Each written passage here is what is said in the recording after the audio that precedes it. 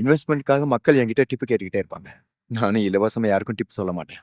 ஆனா இன்னைக்கு இந்தியாவோட மார்க்கெட் ஓப்பனா இருக்கிறதுனால நான் ஒரு பெரிய டிப் கொடுக்குறேன். Invest in India. இந்தியாவில் பணம் போடுங்க.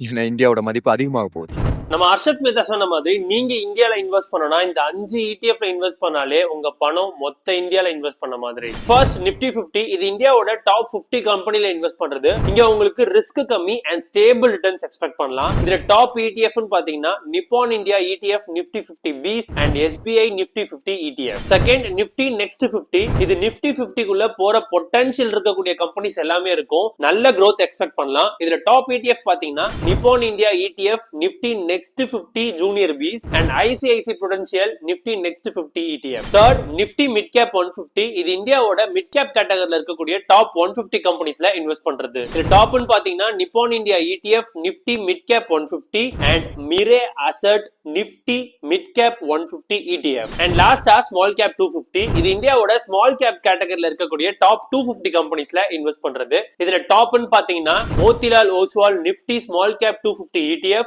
And HDFC Nifty small cap 250 ETF. இந்த எல்லா ETF ஓட நேம் அண்ட் அதோட டீடைலோட PDF மேக் பண்ணிருக்கேன். PDF வேணும்னா ETF னு கமெண்ட் பண்ணுங்க. உங்க DM க்கு PDF ஷேர் பண்றேன்.